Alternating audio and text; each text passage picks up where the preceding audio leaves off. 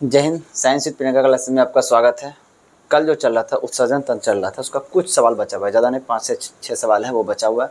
उसको कंप्लीट करके उसके बाद आज जो चलेगा आपका, आज प्रजनन तंत्र चलेगा। देखिए अब प्रजनन तंत्र में हम ये सोच रहे हैं कि बारी बारी से एक स्टेप बाय स्टेप, ठीक ना, नर जनन तंत्र और उससे संबंधित जो प्रश्न पूछा गया है उसको एक बार क्लियर कर दे रहे हैं। मादा जनन तंत्र, उससे संबंधित जो प्रश्न पूछा गया है उसको एक बार क्लियर कर दे रहे हैं। इसमें क्या होगा कि आपको थ्योरिकल रूप से आपके माइंड में सेट भी होगा, ठीक ना। ऐसे चेंजिंग होने से थोड़ा डिस्टर्बिंग टाइप्स का होगा, इसीलिए हम सोच रहे हैं एक कॉन्सेप्ट लेकर के इसको खत्म कर देना है, एक कॉन्सेप्ट अगले दिन खत्म कर देना है। बस 2 से 3 दिन में क्या हो जाएगा, या 2 दिन में लगभग ये जनन तंत्र जो होगा ये भी संपूर्ण रूप से कंप्लीट हो जाएगा, ठीक है। चलिए पहले जो कल का जो इसका उत्सर्जन तंत्र का जो बचा उसको देख लेते हैं। चलिए क्या प्रश्न है कि निम्नांकित में से कौन सी आकृति मानव उत्सर्जन तंत्र में मूत्रवाहिनी यानी नीली रेखा के रूप में दर्शाई गई है, मतलब ये रेखा के रूप में दर्शाई गई है, ठीक ना। मूत्रवाहिनी और मूत्राशय की स्थिति को दर्शाता है। मतलब मूत्रवाहिनी किस प्रकार से स्थित रहता है, मूत्राशय किस प्रकार से स्थित रहता है। आप समझिएगा ध्यान से, यह जो है इसके बारे में समझिए, देखिए ध्यान से।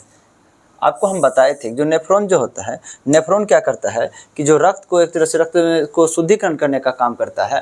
वह शुद्धिकरण, सॉरी एक और बात समझिएगा ध्यान से, अभी तक एक कन्फर्म हो जाइए आप लोग। ये जो किडनी जो होता है ना, रक्त का शुद्धिकरण नहीं करता है। ये किडनी रक्त को छानने का काम करता है। एग्जाम में पूछा जाता है कि शुद्धिकरण रक्त का कौन करता है, तब किडनी नहीं दे सकते। रक्त का शुद्धिकरण करता है आपका फेफड़ा करता है। रक्त का शुद्धिकरण इसका मतलब हुआ उस रक्त में ऑक्सीजन की बहुलता होना, ठीक ना, ऑक्सीजन की मात्रा अधिक होना, ठीक ना, उसको हम रक्त का शुद्धिकरण कहेंगे। वह ऑक्सीजन क्या होता है, रक्त में डालने का कौन करता है काम, फेफड़ा करता है।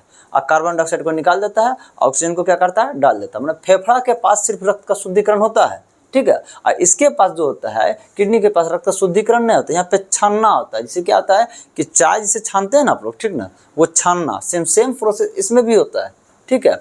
और एक चीज लीवर जो होता है, लीवर क्या करता है, रक्त में उपस्थित जो विषैला चीज होता है उसको खत्म करता है, विषैलेपन को खत्म करता है।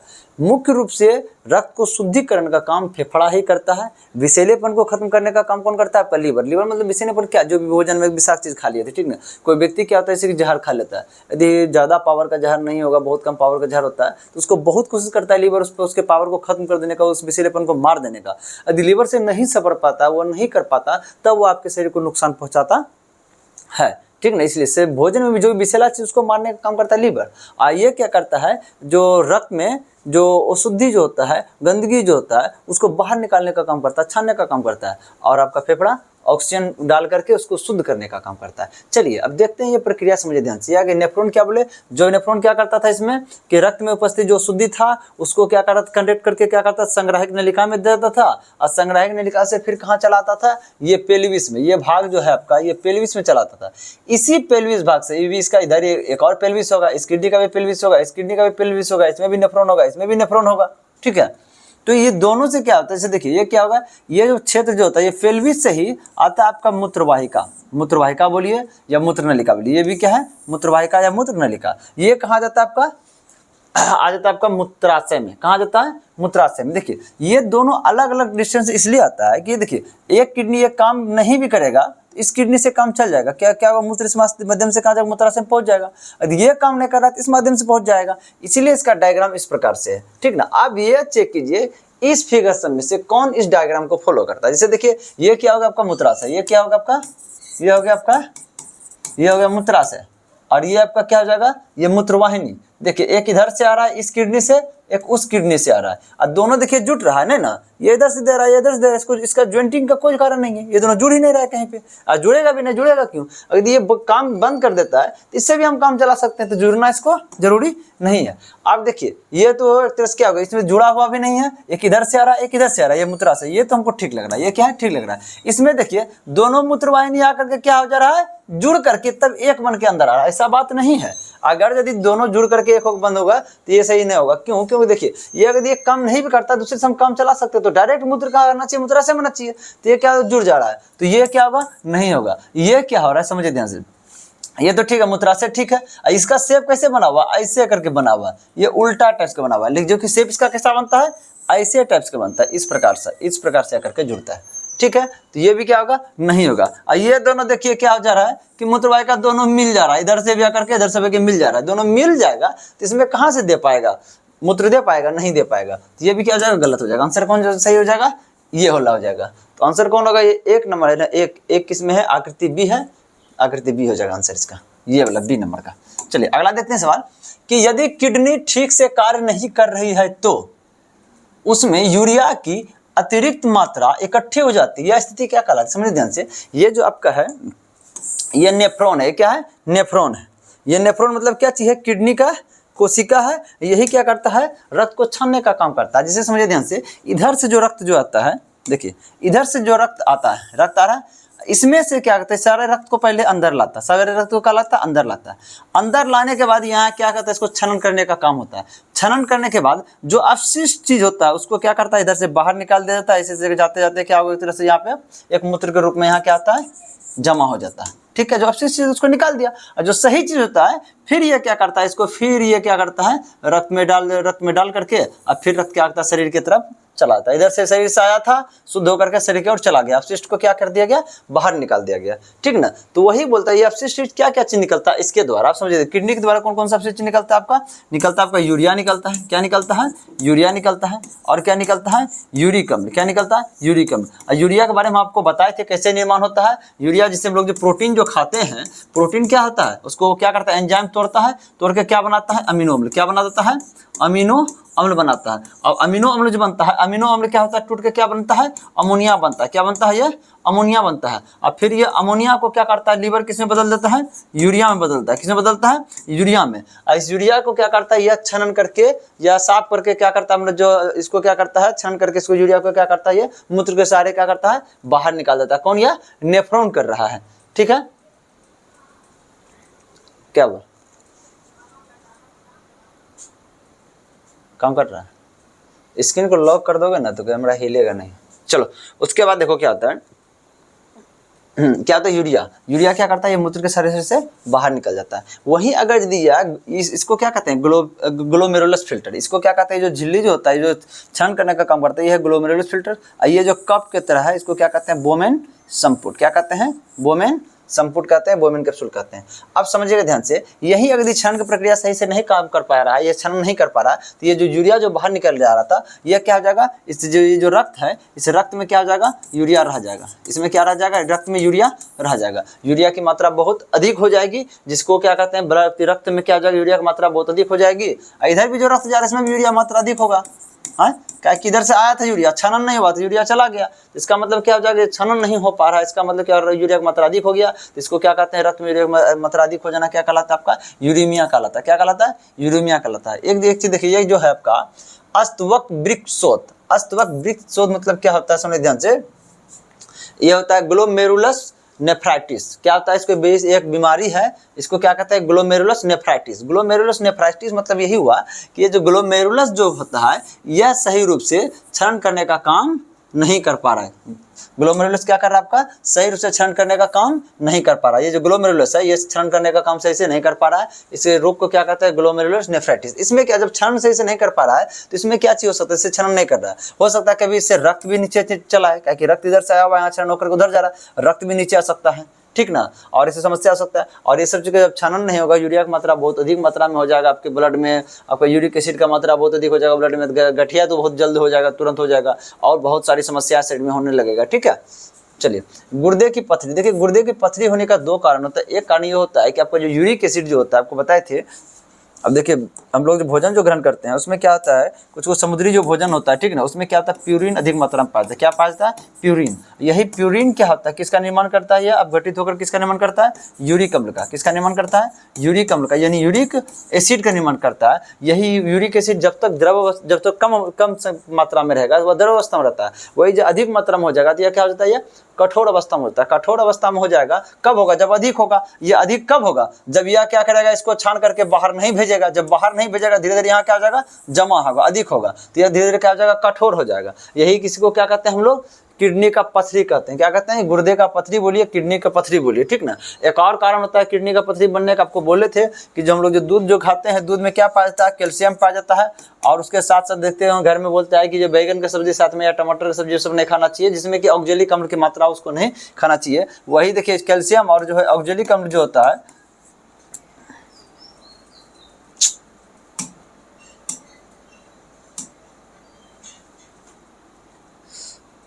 कैल्शियम और ऑक्जेलिक अम्ल, कैल्शियम और ऑक्जेलिक अम्ल जो होता है, ये दोनों रिएक्शन करके क्या बना जाता है? ये दोनों रिएक्शन करके बनाता है कैल्शियम ऑक्जेलेट। क्या बनाता है? Calcium oxalate.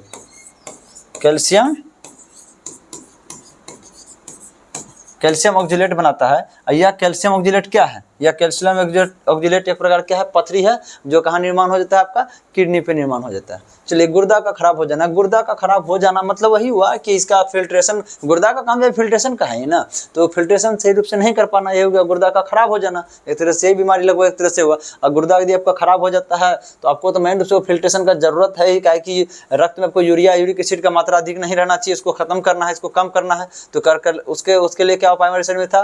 किडनी था, वो कर रहा था। यदि वो नहीं कर पा रहा था, हम लोग क्या किसके प्रक्रिया में जाते हैं? डायलिसिस प्रक्रिया में जाते हैं। यानी जो प्रक्रिया क्या है?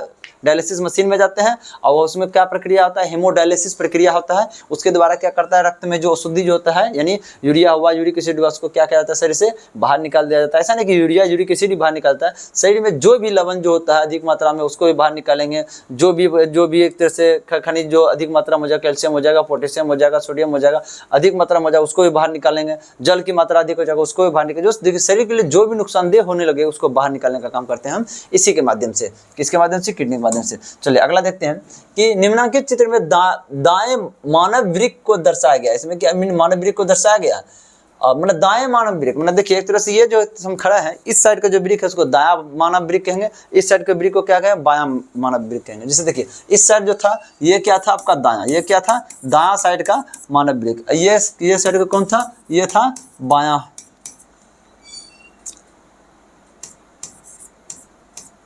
ये क्या था? ये बायां साइड का मानव वृक्क था। अब इसमें भाई बताना है कि किस बिंदु पर वृक्क से बाहर निकलता है, मतलब मूत्रवाहिनी किस बिंदु से बाहर निकलता है। देखिए ये क्या है? आपका मूत्रवाहिनी। ये क्या है आपका? ये है मूत्रवाहिनी। क्या है आपका? मूत्रवाहिनी। कहाँ से निकलता है बाहर? देखिए तो यहाँ से। किस क्षेत्र से निकल रहा है? इस क्षेत्र से निकल रहा है। ये किससे जुड़ा होता है? मूत्रवाहिनी किससे जुड़ा होता है? ये पेल्विस से जुड़ा होता है। ये पेल्विस है, इससे जुड़ा होता है। अब फिगर देखिए तो ये किस नंबर को दर्शा रहा है? देखिए यहाँ है ना, यहीं से ना जुड़ा होता है, यहीं से देखिए जुड़ा हुआ है ना। देखिए इस तरह से जुड़ा हुआ है, और यहाँ आकर के क्या हो जा रहा है? मूत्राशय में आकर के जुड़ जा रहा है। सेम यही प्रोसेस हो रहा है ना यहाँ पे, देखिए सेम यही प्रोसेस। इसका मतलब आंसर क्या हो जाएगा? 2। तो 2 किसको बताता है? ए को। बिंदु क्या हो जाएगा? 2। अगला प्रश्न है कि जलीय प्राणी जैसे मछलियां का उत्सर्जन इसमें से किस रूप में होता है? मतलब देखिए वो मछली जो होता है उत्सर्जन किस रूप में करता है, किस रूप में, कौन से पदार्थ को उत्सर्जित करता है? आप समझिएगा ध्यान से। इसमें हम लोग को जो दुनिया में जो जीव जो होता है ना, मुख्य रूप से लगभग 3 प्रकार का होता है। कितना प्रकार का होता है? 3 प्रकार का होता है। उत्सर्जन के आधार पर, मतलब जो पदार्थ को जो उत्सर्जित कर रहा है उस पदार्थ के उत्सर्जन के आधार पे 3 प्रकार का होता है। जैसे देखिए हम लोग क्या, हाँ, जो ज्यादा अधिक मात्रा में उत्सर्जित करता है उसको उसी के अनुसार से नाम। हम लोग क्या होता है? हम लोग अधिक मात्रा में किसको उत्सर्जित करते हैं? यूरिया को उत्सर्जित करते हैं। किसको उत्सर्जित करते हैं? यूरिया को। तो हम लोग क्या है? यूरियोटैलिक। क्या है हम लोग? यूरियोटैलिक है। यूरियोटैलिक मतलब यूरिया का उत्सर्जन हम लोग करते हैं। यानी मूत्र में क्या होता है? किसका मात्रा अधिक होता है? हम लोग का यूरिया का मात्रा अधिक होता है, ठीक ना। कौन कौन हो जाएगा इसमें? हो जाएगा देखिए ध्यान से, स्तनधारी जीव। क्या जाएगा? स्तनधारी जीव। ऐसा नहीं कि मानव ही, कोई भी जानवर भी है वो भी यही करता है, ठीक है, स्तनधारी जीव। उसके बाद देखिए दूसरा क्या होता है आपका? अमोनोटैलिक। क्या होता है आपका? अमोनोटैलिक। अमोनोटैलिक मतलब क्या होता है? जो कि अमोनिया का अधिक मात्रा में उत्सर्जन करता है। किसका उत्सर्जन? अमोनिया का अधिक मात्रा में उत्सर्जन करता है, उसको अमोनोटैलिक कहते हैं। इसमें क्या आ जाएगा आपका? जो जलीय जीव हो जाएगा। कौन हो जाएगा? जलीय जीव हो जाएगा। और इसके साथ साथ क्या हो जाएगा आपका? ये उभयचरी। क्या हो जाएगा? उभयचरी जीव, ठीक ना। उभयचरी जीव। उभयचरी जीव मतलब क्या होगा? जो कि जल में और स्थल में दोनों जगह रहता है, वो भी। अब जलीय जीव में कौन कौन हो जाएगा? जैसे देखिए मछली सब हो गया, वो सब क्या हो जाएगा आपका? वो हो जाएगा अमोनोटैलिक हो जाएगा। और उभयचर में क्या हो जाएगा? जैसे देखिए मेढक। मेढक क्या हो जाएगा? ये भी क्या हो जाएगा? ये भी क्या चीज उत्सर्जित करता है? अमोनिया ही उत्सर्जित करता है। तो इसको क्या कहेंगे हम? अमोनोटैलिक कहते हैं। और तीसरा आपका आता है यूरिकोटैलिक। क्या आता है? यूरिकोटैलिक। यूरिकोटैलिक में क्या आता है? ये यूरिक अम्ल को उत्सर्जित करता है। किसको उत्सर्जित करता है? यूरिक अम्ल को उत्सर्जित करता है।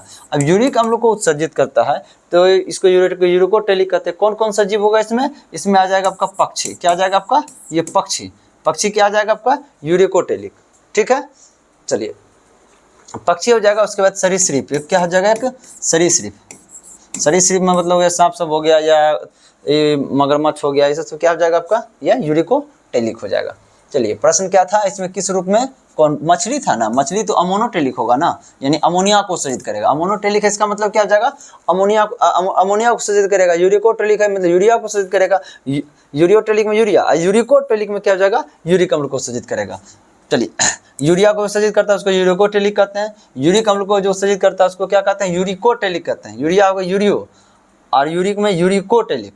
ठीक है, चलिए अगला देखते हैं। एक सामान्य वयस्क मनुष्य प्रतिदिन डैश ml मूत्र उत्पन्न करता है। ध्यान समझिएगा ध्यान से। यहाँ से जो फिल्ट्रेशन का जो प्रक्रिया शुरू होता है, ठीक ना, प्रति मिनट 125 ml प्रति मिनट जो होता है ना, रक्त को छाना जाता है। किसको? रक्त को। हम लोग जो रक्त जो यहाँ से जो गुजर रहा है, इधर से देखिए ध्यान से, यहाँ पे कैसे क्षरण होता है? इधर से रक्त आया, क्षरण होने के बाद इधर चल गया, तो कितना क्षरण प्रति मिनट हो जा रहा है? रक्त 125 ml रक्त प्रति मिनट क्षरण हो रहा है। अब सोच सकते हैं कि एक दिन में कितना क्षरण होता है। अब एक बात बताइए, 125 ml पे इतना हो रहा है, प्रति मिनट हो रहा है, तो इसको यदि पूरा दिन में बोलेंगे, एक दिन में देखो इसमें देखते हैं तो एक दिन में कितना होता है? लगभग 180 लीटर, या किसी का कम किसी का अधिक हो सकता है। एवरेज समझिए 200, लगभग क्या आ जाएगा? एक दिन में 180 लीटर रक्त का क्षरण, बोलिए शुद्धिकरण नहीं, क्षरण वृक्क करता है। क्या करता है? वृक्क करता है। आप समझिए ध्यान से, ये क्षरण करके क्या करता है? क्षरण कर रहा है, ये क्या आ रहा है? इधर से क्षरण के जा रहा है। अब इसमें जो इतना 180 लीटर जो क्षरण हुआ है, इसमें अपशिष्ट पदार्थ कितना निकला? अपशिष्ट मूत्र का निर्माण कितना हुआ? ये क्षरण ना हो रहा है, ये छान के जो अपशिष्ट है उसको नीचे कर रहा है। यहाँ छान के अपशिष्ट को क्या कर रहा है? नीचे कर रहा है। तो 180 लीटर तो छना गया एक दिन में, तो कितना एक तरह से नीचे गया? अपशिष्ट कितना नीचे गया? यानी मूत्र का निर्माण कितना हुआ? यहाँ पे मूत्र जमा होता है, तो मूत्र का निर्माण कितना हुआ? तो मूत्र का निर्माण जो होता है लगभग 1.5 लीटर से 2 लीटर के आसपास होता है। कितना? एक दिन में 1.5 लीटर से 2 लीटर के आसपास क्या होता है? मूत्र का निर्माण होता है। और बहुत व्यक्ति एक तरह से होता है कि पानी ही लगभग 500 ग्राम पिएगा तो 1 लीटर मुश्किल से पी पाता है। वो उसके लिए क्या होता है? ये बहुत ज़्यादा नुकसानदेह हो जाएगा, और क्या होगा? इसमें जल की कमी हो जाएगी, उसके शरीर डिहाइड्रेशन हो जाएगा। तो आंसर आपका हो जाएगा ये वाला। चलिए अगला देखते हैं कि पुरुष में प्राथमिक यौन अंग कौन सा? चलिए अब स्टार्टिंग होता है, बस बोले 5-6 सवाल था जो पीछे का बचा हुआ था। अब जो होगा स्टार्ट आपका ये प्रजनन तंत्र का होगा। अब समझिएगा ध्यान से, पहले प्रजनन तंत्र में कुछ हम समझा देते हैं ध्यान से। प्रजनन तंत्र, प्रजनन क्या चीज़ है? प्रजनन क्या होता है? अपने ही जैसे जीवों का निर्माण करना, अपने ही जैसे जीवों का निर्माण करना, ठीक ना। उसमें समझिए ध्यान से क्या क्या चीज़ होता है। जैसे कि लैंगिक जनन जो होता है, अलैंगिक जनन होता है। लैंगिक जनन में क्या होता है? 2 युग्मक का होना जरूरी होता है। युग्मक मतलब वही इसी को कहते हैं जो कि निषेचन की क्रिया में भाग लेता है और उस क्रिया को में भाग लेकर के नए जीव का निर्माण करता है। इसमें दो जीवों की आवश्यकता पड़ती है, 2 युग्मक की आवश्यकता पड़ती है। तो मुख्य रूप से क्या होता है? समझिए ध्यान से, जो युग्मक जो होता है, युग्मक कितना प्रकार का होता है? 2। एक क्या होता है? एक नर युग्मक क्या होता है? एक क्या होता है? नर युग्मक। यानी कि वह जो निषेचन की प्रक्रिया है, नए जीव के निर्माण की प्रक्रिया है, उसमें कौन कौन भाग लेता है? नर युग्मक। नर युग्मक जो भाग लेता है किसका होता है? यह नर का होता है। यह युग्मक किसका होता है? नर के तरफ से भाग लेने वाला होता है। और एक क्या होता है आपका? मादा युग्मक। एक क्या होता है आपका? मादा युग्मक। मादा युग्मक क्या होता है? एक मादा के तरफ से, यानी एक तरह से फीमेल के तरफ से भाग लेने वाला क्या होता है? यह पार्ट होता है। किसमें? निषेचन की क्रिया में। और यह दोनों नर युग्मक किसको कहते हैं हम लोग? शुक्राणु को कहते हैं। किसको कहते हैं? नर युग्मक किसको कहते हैं? शुक्राणु को कहते हैं। मादा युग्मक किसको कहते हैं हम लोग? अंडाणु को कहते हैं। किसको कहते हैं? अंडाणु को। यह शुक्राणु और अंडाणु ये दोनों क्या करता है? प्रक्रिया, एक प्रक्रिया करता है। प्रक्रिया को क्या कहते हैं हम लोग? निषेचन। क्या कहते हैं? निषेचन। निषेचन यानी फर्टिलाइजेशन। निषेचन करने के बाद एक कोशिका का निर्माण करता है। ये भी क्या है? शुक्राणु भी एक कोशिका है, ये भी एक कोशिका है। दोनों मिलकर के एक और कोशिका का निर्माण करता है। जो एक कोशिका का निर्माण किया उसको क्या कहते हैं हम लोग? जायगोट। क्या कहते हैं हम लोग? जायगोट। इसी को कहते हैं युग्मनज। क्या कहते हैं? युग्म, इसको कहते हैं युग्मनज। सही समझिएगा ध्यान से। 2 इसमें जो होता है, 2 युग्मक होता है लैंगिक जनन में। अभी हम लोग लैंगिक जनन पढ़ रहे हैं। लैंगिक जनन में 2 प्रकार का युग्मक होता है। एक युग्मक होता है नर युग्मक, जो कि नर के तरफ से आता है, निषेचन में भाग लेने के लिए, एक होता है मादा युग्मक जो कि मादा की तरफ से आता है भाग लेने के लिए। ये दोनों मिलकर के क्या करता है, दोनों देखिए, नर युग्मक किसको कहते हैं, शुक्राणु को कहते हैं, और मादा युग्मक किसको कहते हैं, अंडाणु। यही दोनों भाग लेने वाला मुख्य चीज है, कौन, शुक्राणु। दोनों भाग लेकर के क्या करता है, एक प्रक्रिया से गुजरता है, दोनों निषेचन की क्रिया जुड़ता है। निषेचन करने के बाद एक जायगोट का निर्माण करता है जो कि एक कोशिका है, यही सिंगल कोशिका का निर्माण हुआ। इसी कोशिका से हम लोग का शरीर का निर्माण हुआ, जो कि हम लोग के शरीर में अरबों कोशिका है। यही कोशिका एक था, एक से हुआ दो, फिर ये भी दो भाग में बटा, फिर ये भी दो, ये भी दो, ये भी दो, ये भी दो, जितना था सब दो दो में कन्वर्ट होते क्या हम लोग का शरीर का निर्माण हुआ है। तो स्टार्टिंग में जो हम लोग का शरीर बना है वो क्या बना है, आपका जायगोट बना है, जिसको हम युग्मनज कहते हैं। इस बात को थोड़ा ध्यान से रखिएगा। अब हम ये करेंगे इसमें कि पार्ट बाय पार्ट समझेंगे। तो पहले क्या क्या चाहिए, एक शुक्राणु आया, एक अंडाणु आया। अब हम समझेंगे शुक्राणु आया कहाँ से, अंडाणु आया कहाँ से, ठीक है। तो आपको पता है कि शुक्राणु आया है नर युग्मक से, तो नर युग्मक जो है शुक्राणु, इसका निर्माण कहाँ हुआ, किसमें होगा। दो प्रकार का हम लोग का जनन तंत्र होता है, एक नर जनन तंत्र होता है, एक मादा जनन तंत्र होता है। इसका जो निर्माण हुआ है नर जनन तंत्र से, किससे हुआ है, नर जनन तंत्र से ये आया है। और ये किससे आया है, मादा जनन तंत्र से, किससे, मादा जनन तंत्र से, ठीक ना। ये आया है नर जनन तंत्र से शुक्राणु, और ये अंडाणु किससे आया, मादा जनन तंत्र से। अब हमको समझना है कि नर जनन तंत्र क्या है, उसके बाद समझना है मादा जनन तंत्र क्या है, ठीक है। ये कंफर्म हो गया कि नर जनन तंत्र से क्या आया, शुक्राणु आता है, और मादा जनन तंत्र से क्या आता है, अंडाणु आता है। दोनों मिलकर निषेचन करता है, एक जीव का निर्माण करता है, बस हो गया। मुख्य रूप से जनन यही चीज है। अब हम समझते हैं नर जनन तंत्र क्या है, मादा जनन तंत्र क्या है। चलिए पहले नर जनन तंत्र समझा करके इससे संबंधित जो सवाल होगा उस सबको डील कर लेंगे। उसके बाद फिर चलेंगे मादा जनन तंत्र क्या है, उससे संबंधित जो सवाल होगा उसको डील कर लेंगे। तो थोड़ा मजा आएगा, समझ में भी आएगा, सवाल भी कंप्लीट हो जाएगा, आपको समझ में संपूर्ण रूप से आएगा। प्रश्न क्या है कि पुरुष में प्राथमिक यौन अंग कौन सा है, यौन अंग कौन सा है, इसका मतलब क्या, जो निषेचन प्रक्रिया में जो भाग लेने वाला जो था शुक्राणु जो है, ठीक ना, उसको निर्माण करने का काम जो होता है, ठीक ना, उसको क्या कहते हैं हम लोग, यौन अंग कहते हैं, ठीक ना। यदि पुरुष में है तो पुरुष यौन अंग हो गया, यदि वह मादा में है तो मादा यौन हो गया। अब देखिए क्या पूछ रहा है कि पुरुष में पूछ रहा है, पुरुष का जनन तंत्र में आते हैं, पुरुष के यौन अंग को कहिए या पुरुष जनन तंत्र कहिए, एक ही चीज है, समझे ध्यान से। पुरुष में क्या क्या चीज पाया जाता है, समझे ध्यान से। ये जो आपका ये देखिए, ये क्षेत्र जो है, ये इसका क्या कहते हैं हम लोग, टेस्टिस कहते हैं। क्या कहते हैं हम लोग, टेस्टिस को, इसको हिंदी में क्या कहेंगे, इसको टेस्टिस को वृषण, क्या कहेंगे हम, वृषण। पार्ट बाय पार्ट समझते हैं। यह जो वृषण जो होता है, इसी वृषण में क्या होता है, शुक्राणु का निर्माण होता है। इसी वृषण में किसका निर्माण होता है, आपका शुक्राणु का निर्माण होता है। जैसे देखिए ना, शुक्राणु का निर्माण हुआ है ना, ये जो वृषण, ये भी वृषण, ये दोनों एक ही चीज है। वृषण कितना होता है कुल मिलाकर शरीर में, दो होता है, एक इस साइड होता है, एक इस साइड होता है, एक लेफ्ट साइड होता है, एक राइट साइड होता है, ठीक ना। एक तरह से रहता है एक ही थैली में, रहता है दोनों एक ही थैली में, बस बता रहे, समझा रहे हैं, ठीक ना। तो क्या आता है इसी के अंदर, देखिए यहाँ एक बताया गया है, यहाँ पे तोड़ करके बताया गया कि देखिए स्पर्म का निर्माण हुआ है, ठीक है। शुक्राणु को इंग्लिश में क्या करते हैं हम लोग, स्पर्म कहते हैं।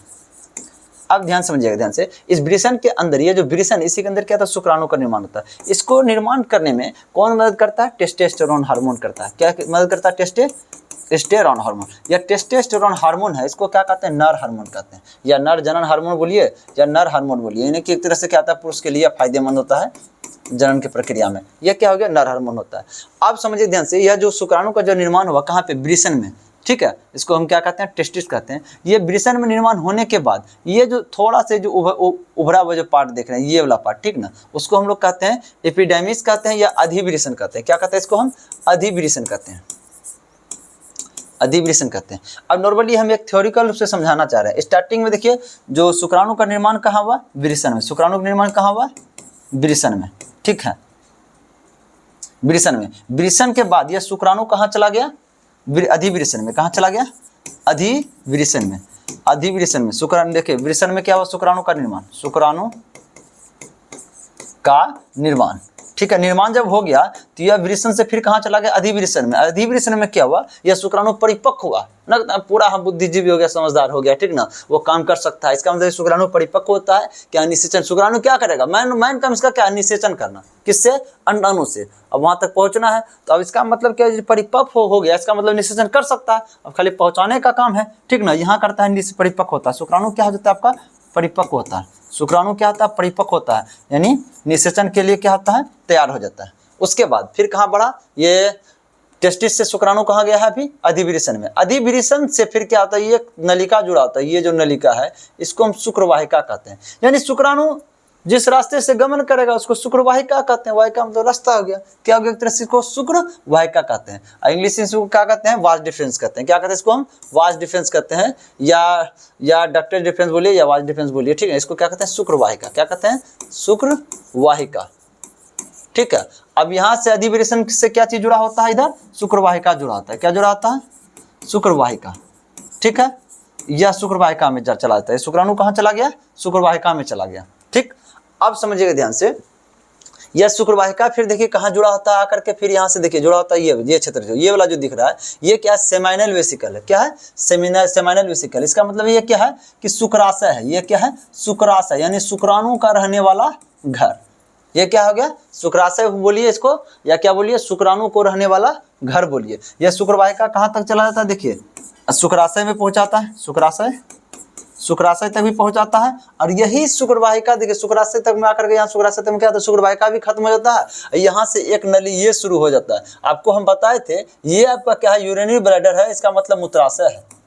आपको हम बताए थे कि मूत्राशय का जो मूत्र मार्ग यहाँ से शुरू होता है यहाँ तक, यह मूत्र मार्ग क्या होता है? यह मूत्र को भी ले आने का काम करता है। और यहीं बगल में देखिए ये शुक्राशय भी है, और शुक्राशय से शुक्राणु को भी लाने का काम करता है। ये दोनों काम करता है। यहाँ से देखिए गोल ब्लैडर है, सॉरी देखिए ये क्या? यूरिनरी ब्लैडर है, यानी मूत्राशय ये वाला लाल वाला, ठीक है। यहाँ से मूत्र को लाता है, और यहीं जस्ट देखिए बगल में जो ये है शुक्राशय, यहीं से क्या करता है? इसको भी लाता है। किसको? शुक्राणु को भी लाता है। यानी मूत्र का और शुक्राणु को दोनों का आने का रास्ता सेम है, ठीक है। इसका मतलब दो तरह से बोला जाता है कि शुक्रवाहिका कहाँ तक जा जाता है। तो शुक्रवाहिका दो जगह को एक तरह से इंगित करेगा, एक शुक्राशय तक भी इंगित कर सकता है, और शुक्रवाहिका कहाँ तक पहुंच सकता है?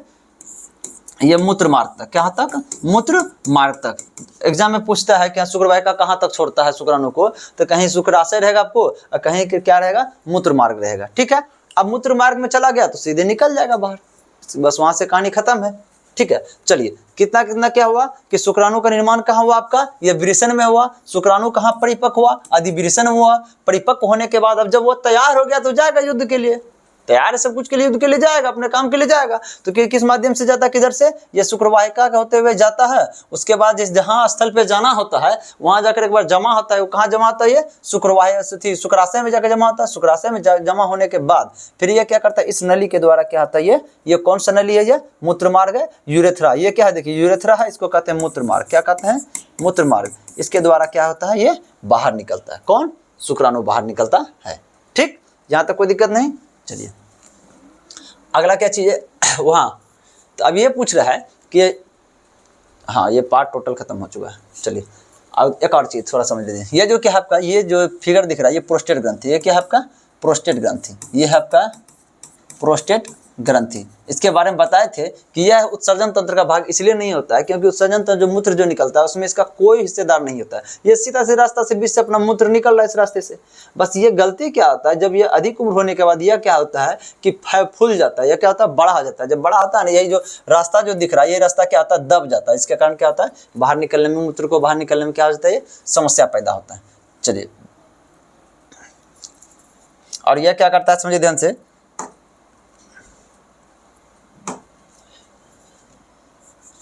यह जो होता है ये शुक्राणु के लिए फायदेमंद होता है। जैसे यहाँ से शुक्राणु इधर से निकलेगा ना, शुक्राणु के लिए यह क्या करता है? प्रोस्टेट ग्रंथि जो होता है शुक्राणु के लिए फायदा देता है। शुक्राणु को क्या करता है यह कि उसको गति प्रदान करता है, उसको पोषण प्रदान करता है, ठीक है, उसको सुरक्षा प्रदान करता है। कौन?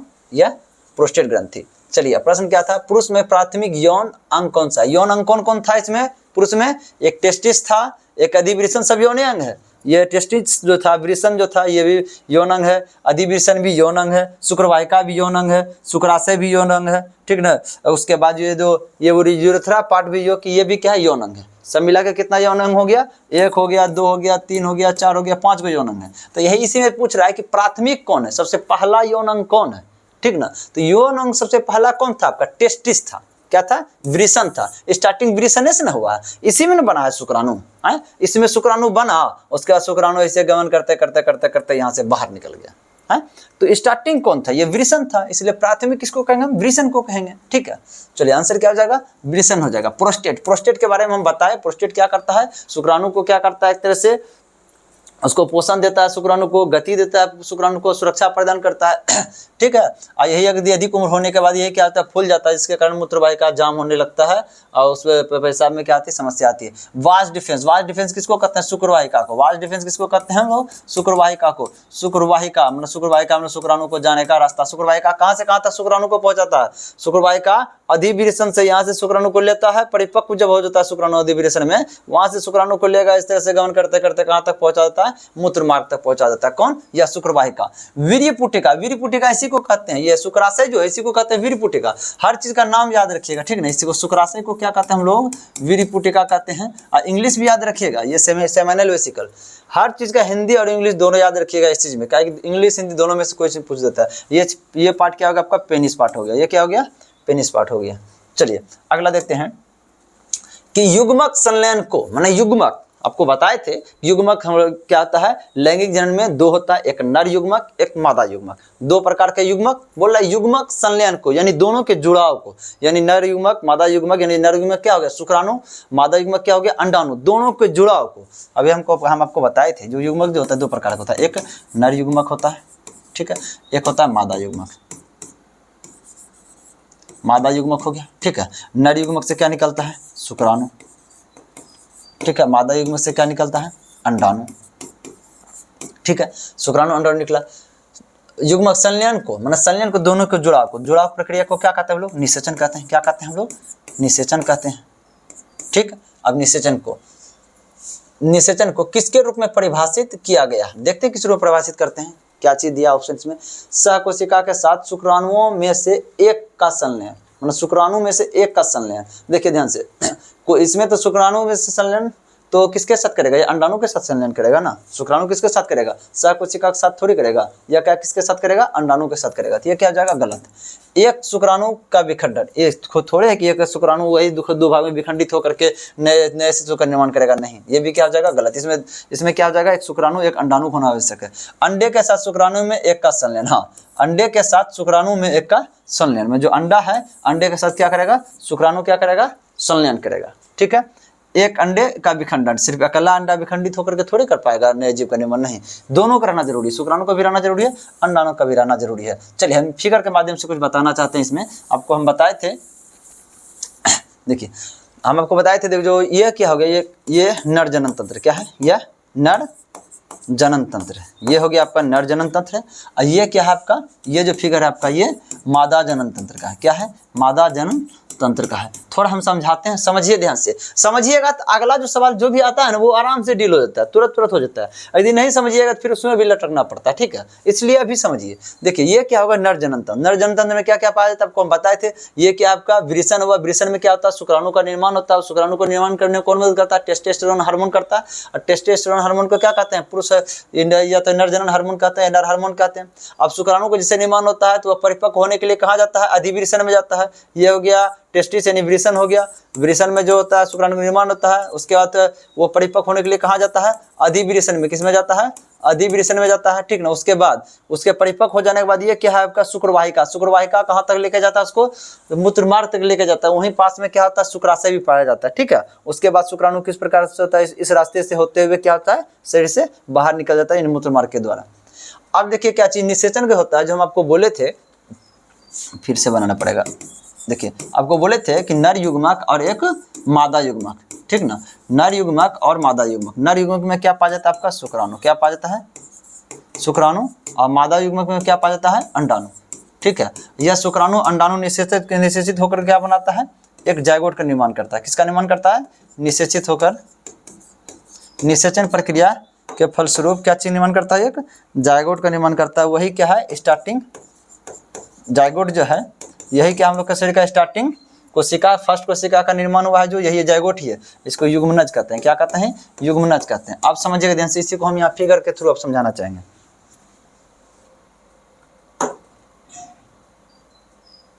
चलिए देखिए, यह नर जनन तंत्र है। इससे क्या निकलेगा आपका, यह नर जनन तंत्र में क्या पाया जाता है आपका, नर युग्मक पाया जाता है। इसमें क्या पाया जाता है आपका, नर युग्मक पाया जाता है। इससे क्या निकला था, इससे शुक्राणु। क्या निकला था, इससे शुक्राणु। अब समझिएगा ध्यान से, यह क्या है आपका मादा जनन तंत्र, यह क्या है, मादा जनन तंत्र है। इससे क्या निकलेगा, अंडाणु। यह कहाँ बनता है, ये क्षेत्र जो है ये है आपका अंडाशय। यह क्या है आपका अंडाशय, यह क्या है अंडाशय। इसी के अंदर क्या बनता है आपका अंडाणु, इसी के अंदर क्या बनता है आपका अंडाणु। यह अंडाणु जो होता है समझिए ध्यान से, एक महीने में एक साइड में एक ही अंडा बनता है, ठीक है, ध्यान से समझिएगा। यह अंडा जो होता है निर्माण होकर के ये जो रास्ता जो देख रहे हैं ये क्या, फैलोपियन नलिका है। इसको क्या कहते हैं हम लोग, फैलोपियन नलिका। ये क्या है, फैलोपियन नलिका है, ठीक है। ये क्या है आपका फैलोपियन नलिका। और ये जो क्षेत्र आपका है ये गर्भाशय है। इसका काम क्या होता है, इससे देखिए ये अंडाशय से क्या अंडाणु का निर्माण होगा। ये अंडाणु क्या होगा, इस रास्ते हुए फैलोपियन नलिका के रास्ते होते हुए कहाँ आता है, यह गर्भाशय तक आने का काम करता है। तो देखिए होता है क्या चीज, यह जो शुक्राणु का जो निर्माण होता है यह पुरुष जनन तंत्र में, यह शुक्राणु इस माध्यम से, ये पेनिस के माध्यम से क्या होता है कि ये क्या होता है, ये वजाना के थ्रू क्या होता है, इंटर होता है। जब संभोग प्रक्रिया होता है उस समय यह क्या होता है, यह पेनिस जो होता है ये कहाँ तक आपका ये जो सर्विस भाग है, यहाँ वजाना का जो लास्ट छोर होता है, यहाँ पे शुक्राणु को ये क्या करता है, छोड़ देता है। कहाँ पे, यहाँ पे, किसको, शुक्राणु को। जो शुक्राणु जो होता है नर भाग में जो पाया जाता है, नर जनन से जो प्राप्त होता है नर युग्मक शुक्राणु, ये कहाँ तक इसको, ये पेनिस कहाँ तक छोड़ देता है इसको, ये वजाना के लास्ट क्षण पे यहाँ पे जो सर्विस जो स्टार्ट होता है यहाँ तक छोड़ देता है। अवश्य शुक्राणु क्या होता है, इस रास्ते से होते हुए गति करते हुए कहाँ तक पहुँचता है, ये यहाँ तक पहुँचता है। कहाँ तक, ये फैलोपियन नलिका तक। ये भी यहाँ तक पहुँचता है शुक्राणु, और ये अंडाणु भी क्या होता है, यहाँ से निकल करके यहाँ तक पहुँचता है। दोनों एक जगह यहाँ मिलता है। ये जगह का नाम क्या होता है आपको, फैलोपियन नलिका, ठीक ना।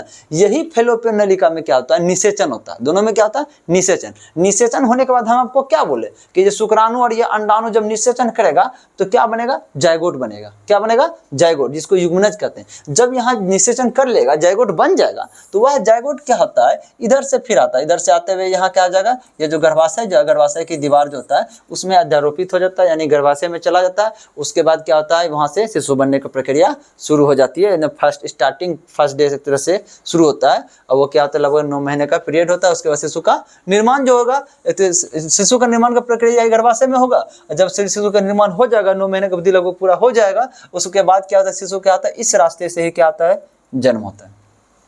ठीक, अब समझिए इसमें प्रश्न अगर दिया आता है तो बहुत प्रश्न आ जाता है कि जैसे देखिए क्या वजाना क्या है, यहाँ स्टार्टिंग क्या आता है, वजाना आता है। ये क्या आता होगा, सर्विक्स हो गया, ठीक है। ये क्या होगा, ओवरी अंडाशय हो गया। इसमें क्या जैसे पूछेगा कि अंडाणु किस में पाया जाता है, अंडाणु अंडाशय में पाया जाता है। निषेचन की प्रक्रिया कहाँ होता है, तो निषेचन प्रक्रिया कहाँ, यहाँ हुआ था है? तो इस जगह का क्या नाम है आपका, फैलोपियन नलिका। निषेचन प्रक्रिया कहाँ होता है, फैलोपियन नलिका। अब पूछेगा कि मादा युग्मक कौन है, अंडाणु। नर युग्मक कौन है, शुक्राणु। और उसमें एक चीज भी पूछ सकता है कि निषेचित होने के बाद क्या चीज का निर्माण करता है, दोनों निषेचित होने के बाद, संलयित होने के बाद क्या चीज का निर्माण करता है, जायगोट का निर्माण करता है। फिर पूछेगा जायगोट कहाँ अध्यारोपित होता है जा करके, तो जायगोट कहाँ अध्यारोपित होता है, या गर्भाशय में अध्यारोपित होता है जा करके, ठीक है। अब इसी में और सब क्या चीज प्रश्न पूछता है, इसी में यदि और आगे चलते हैं, जो सुने होंगे कि नर नसबंदी मादा नसबंदी जो होता है। नर नसबंदी मतलब एक चीज ऐसा चीज, मतलब एक तरह समझिए ध्यान से, नसबंदी मतलब क्या होता है, निषेचन को रोकना। एक के बात समझिए, नसबंदी मतलब निषेचन को रोकना। और निषेचन होने के लिए क्या क्या चाहिए हमको, शुक्राणु चाहिए और अंडाणु चाहिए, शुक्राणु चाहिए और अंडाणु चाहिए। अब देखिए नर नसबंदी में क्या होता है कि नर नसबंदी कराइएगा, इसका मतलब शुक्राणु के रास्ता को रोकना होगा। और मादा नसबंदी में क्या होगा, अंडाणु के रास्ता को रोकना होगा, ठीक ना। यदि दोनों मिलवेन करेगा तो क्या होगा, निषेचन होगा नहीं। इसके लिए क्या होता है कि यहाँ जो एक तरह से टेस्टिस से जो शुक्राणु का निर्माण होता है, यहाँ से शुक्राणु क्या होता है, यहाँ से निकल के क्या होता है, शुक्रवाहिका के द्वारा आगे बढ़ता है ना। तो क्या करते हैं, जो शुक्रवाहिका जो होता है इसी को क्या करता है, काट करके बांध दिया जाता है। अब शुक्राणु यहाँ से आगे बढ़ेगा नहीं, यहाँ से आगे बढ़ेगा नहीं, और इस पार्ट से बाहर निकलेगा ही नहीं। इधर से क्या होगा, पार्ट से बाहर निकलेगा ही नहीं। जब निकलेगा नहीं तो वहां तक पहुंचेगा कैसे, यहाँ पहुंचेगा शुक्राणु, तब ना अंडाणु के साथ निषेचन होगा, तब ना एक तरह से एक नए जायगोट का निर्माण होगा। निषेचन हो ही नहीं पाएगा क्योंकि यहीं तक रह जा रहा है शुक्राणु। ये हो गया नर, एक तरह से नर नसबंदी हुआ। अब मादा नसबंदी में क्या आता है, ये जो फैलोपियन नलिका जो होता है, यहीं से ना देखिए ये अंडाणु निकल करके क्या आता है, फैलोपियन नलिका यहाँ तक आता है। तो मादा नसबंदी में क्या आता है, यहाँ पे फैलोपियन नलिका को यहीं से काट करके क्या कर देता है, बांध दिया जाता है। काट करके उस नली को क्या करेगा, बांध देगा तो अंडाणु इधर जा पाएगा, इधर जाएगा ही नहीं, शुक्राणु से मिलेगा ही नहीं, तो निषेचन नहीं होगा। इसलिए बोला जाता है कि नर नसबंदी में क्या होता है, शुक्रवाहिका को काट करके बांध दिया जाता है। और मादा नसबंदी में क्या होता है, फैलोपियन नलिका को काट करके बांध दिया जाता है। ठीक है, पार्ट्स को समझिएगा। स्टार्टिंग जो पार्ट्स होता है इसको वेजाइना कहते हैं, उसके बाद सर्विक्स होता है, सर्विक्स के बाद क्या होता है गर्भाशय का जो ना स्टार्टिंग होता है, और गर्भाशय के बाद क्या होता है दो फैलोपियन नलिका निकलता है, एक लेफ्ट साइड निकलता है वो हो गया लेफ्ट साइड, ये क्या होता है राइट साइड निकलता है। दोनों के लास्ट छोर में क्या आता है अंडाशय पाया जाता है, उस अंडाशय के अंदर अंडाणु पाया जाता है। ठीक है, इसके पार्ट के बारे में जो मादा जनन अंग है इसके बारे में और विस्तृत रूप से चलेंगे, ये लंबा थोड़ा चलेगा। पहले जो पुरुष जनन अंग में जो है उसको लेकर चलते हैं, हाँ लेकिन समझाने का काम आता है दोनों का, तो बारी बारी से दोनों का कुछ ना कुछ लेकर के चलते हैं। इससे क्या हो जाएगा माइंड में आपका सेट भी रहेगा, ये भी फिगर क्या चीज है। चलिए अगला देखते हैं प्रश्न कि वृषण डैश में उदर गुहा के बाहर स्थित रहता है। देखिए पहला समझिएगा कि उदर गुहा के बाहर ये क्यों रहता है वृषण। वृषण किसको कहते हैं आपको बताएं, ये वृषण है, ये आपका क्या है, ये है आपका ये वृषण है। तो समझिए ध्यान से, वृषण जो होता है वृषण में उपस्थित जैसे देखिए जो वीर्य का जो निर्माण होता है ना, तो उसका जो होता है टेम्परेचर जो होता है अगर 37 डिग्री सी टेम्परेचर पे करेंगे तो वह क्या होगा काम नहीं कर पाएगा, वह क्या होगा निर्माण सही से हो ही नहीं पाएगा, ठीक ना। इसलिए उसको क्या आता है, उसको हमारे शरीर के टेम्परेचर से यानी हम लोग का जो 37 डिग्री जो टेम्परेचर हम लोग का शरीर का होता है उसके टेम्परेचर से लगभग 2 से 2.5 डिग्री या तो 2 डिग्री लगभग समझिए कम होना चाहिए टेम्परेचर। किसको 2 से या 1.5 डिग्री सॉरी 1.5 या 2 डिग्री इसको कम होना चाहिए टेम्परेचर, यानी 35 से 35.5 डिग्री। ये हम लोग का शरीर का है, ये क्या है हम लोग का शरीर का है। और वीर्य के लिए क्या चीज के निर्माण के लिए कितना टेम्परेचर का जरूरी है, लगभग समझिए 35.5 डिग्री सी बोलिए या लगभग 35 डिग्री सी बोलिए एवरेज, ठीक ना। इतना डिग्री सी टेम्परेचर होगा तब वीर्य का निर्माण हो सकेगा। इसीलिए क्या किया गया, उसका जो है जो स्थल जो होता है क्या होता है हमारे शरीर से बाहर रखा गया। वीर्य को क्या रखा गया हमारे शरीर से थी वृषण को हम लोग के शरीर से कहाँ रखा गया, बाहर रखा गया, क्योंकि वहीं से शुक्राणु का निर्माण होता है, ठीक ना। अब देखिए ये क्या है, शुक्राणु क्या आता है हमारे शुक्राणु का निर्माण क्या आता है वृषण में होता है, वृषण क्या आता है हमारे शरीर से क्या आता है वो बाहर होता है। चलिए अब प्रश्न पूछा उदर गुहा के बाहर स्थित होता है, हाँ कहाँ स्थित होता है आपको बताया ना, वृषण में होता है। कहाँ होता है, वृषण में होता है। लिखिए ये मूत्राशय अंडाशय भी नहीं, ये क्या है अंडकोश की थैली। अच्छा देखिए अब देखिए ये है वृषण जो होता है, वृषण को हम अंडकोश कहते हैं। वृषण को क्या कहते हैं हम, वृषण को टेस्टिस इंग्लिश में कहते हैं, हिंदी में क्या कहते हैं अंडकोश। अब देखिए यह अंडकोश और अंडकोश की थैली में क्या अंतर है, अब समझना है ध्यान से। ये अंडकोश की थैली में क्या अंतर है, देखिए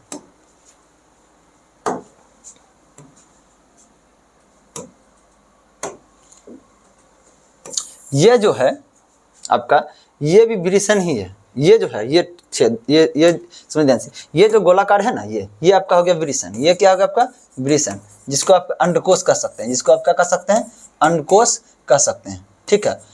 अब उसके बाद इस वृषण पे देखिए ऊपर ये जो भाड़ा ऊपर से सटा हुआ ये है अधिवृषण। ये क्या आपका यही अधिवृषण, यही वृषण में ना शुक्राणु का निर्माण होता है, टेस्टोस्टेरोन निर्माण करने का काम करता है, और यहीं से निर्माण होकर के इस पे चला जाता है। इस पे जाकर क्या आता है वह परिपक्व होता है शुक्राणु, किस पे अधिवृषण पे, किस पे अधिवृषण पे, ठीक है। परिपक्व होने के बाद क्या होता है ये शुक्रवाहिका के द्वारा क्या होता है ये बाहर चला जाता है, यही होगा शुक्रवाहिका, इधर से क्या होता है आगे बढ़ जाता है, ठीक है। तो वही पूछ रहा है कि अंडकोश की थैली, ये जो देखिए ये शुक्राणु ये वृषण हो गया यानी अंडकोश हो गया। ये जो थैली है ना ये थैली जो इसको एक तरह से अब उस अंदर में क्या करता है उसको पकड़ के पकड़े रहता है, या उसको एक तरह से जैसे ना तो कोई थैली में कोई सामान आप लेकर के जाते हैं या सब्जी लेकर के जाते हैं, सेम वही प्रकार सामान जो आपका हो गया वो वृषण हो गया, और थैली जो आपका हो गया बस वही हो गया अंडकोश की थैली हो गया। थैली नुमा जो होता है ये एक ही होता है, बस खाली 2 पार्ट में थोड़ा रहता है। वृषण कोश जो होता है एक ही होता है, ठीक है। तो अंडकोश का थैली ही हो जाएगा, जब वृषण नहीं है तो अंडकोश का थैली हो जाएगा उसका आंसर जो से रिलेटेड है,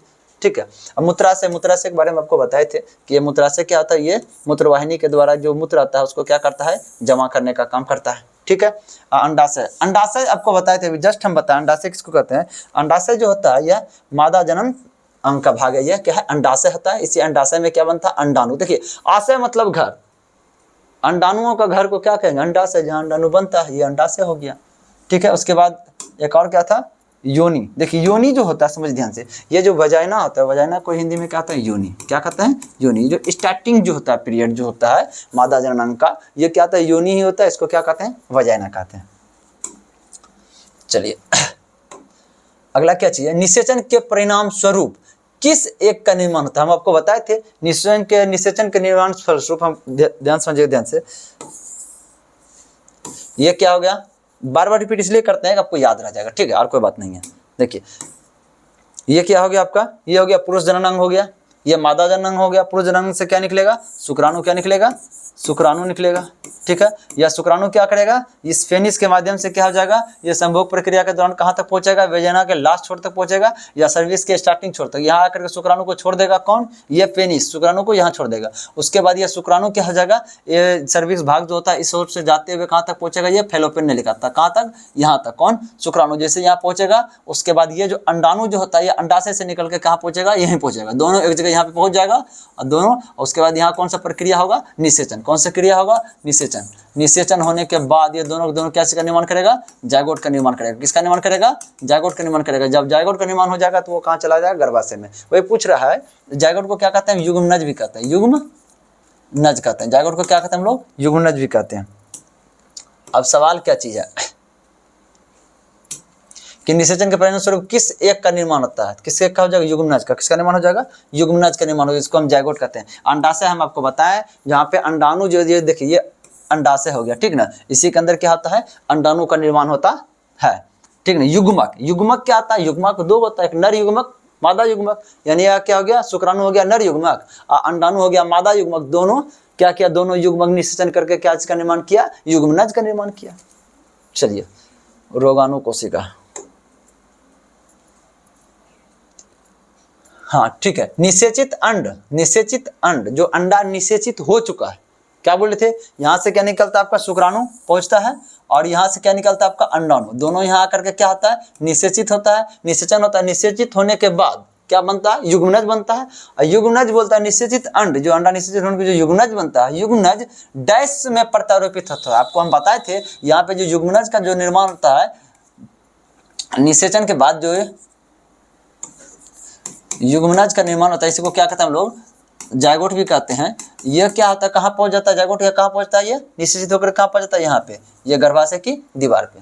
क्या पे, गर्भाशय में। ये क्या हो जाएगा आपका, गर्भाशय। ये आंसर हो जाएगा। देखिए, गर्भाशय गिरिना नहीं, गर्भाशय गिरिवा होता है। गर्भाशय गिरिवा इसी को कहते हैं। ये सर्विक्स जो होता है ना, ये हो गया गर्भाशय गिरिवा। क्या हो गया, गर्भाशय, गर्भाशय गिरिवा, ठीक है। चलिए, योनि किसको कहते हैं, ये वजाइना जो होता है, स्टार्टिंग पार्ट जो होता है, इसी को क्या कहते हैं हम लोग, योनि कहते हैं, ठीक ना। अंडाशय आपको बताए थे, अंडाशय ये पार्ट होगा, इसी में अंडाणु का निर्माण होता है। अंडाणु क्या होता है, इससे निकल के फेलोपियन नलिका से जाकर के निषेचन करता है। देखिए, बार बार कोई चीज रिपीट होगा ना, धीरे आपके माइंड में सेट हो जाएगा। नर जनन कोशिका का उत्पादन डैश होता है, कहाँ होता है, नर जनन कोशिका किसको कहते हैं, नर जनन कोशिका। देखिए ध्यान से, नर जनन कोशिका,